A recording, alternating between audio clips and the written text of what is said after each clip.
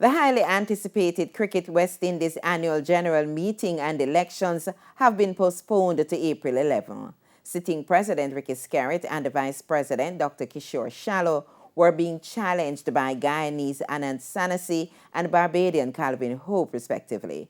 But as we hear in this report from Jerome Foster, in a dramatic development, the AGM was delayed after two territorial bodies staged a boycott, resulting in the body failing to meet the legal quorum.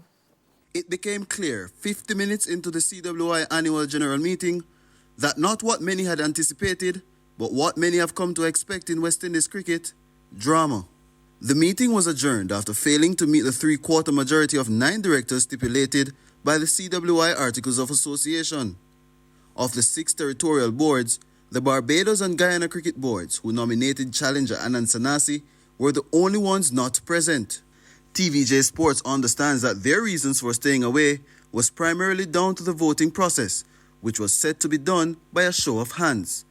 One director in the Barbados Cricket Association told TVJ Sports that based on the CWI Articles of Association, voting should be done electronically.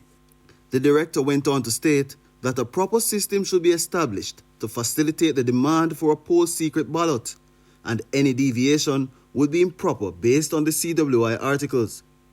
CWI CEO Johnny Grave indicated otherwise earlier this week.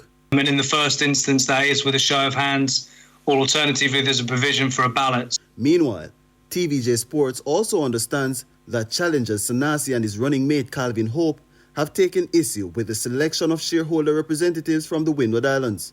One of the Windward Islands delegates who went to the previous AGM was allegedly removed from the list, and there is uncertainty whether the new delegates were approved by the Windward Islands board. The challengers have also raised concern over the audited financial statements, which were to be circulated to the directors prior to the AGM, but which was not done.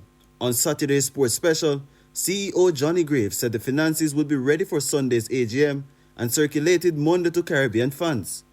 According to him, the delay was due to the completion of an audit on the Coolidge Cricket Ground, which CWI now owns.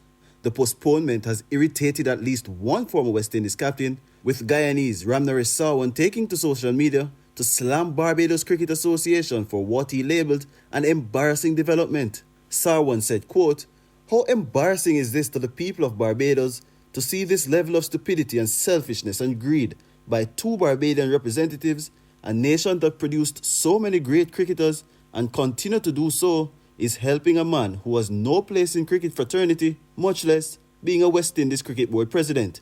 End quote. Interestingly, the previously postponed Guyana Cricket Board election, which has not taken place for over 10 years, is scheduled for Monday. Jerome Foster, TVJ Sports.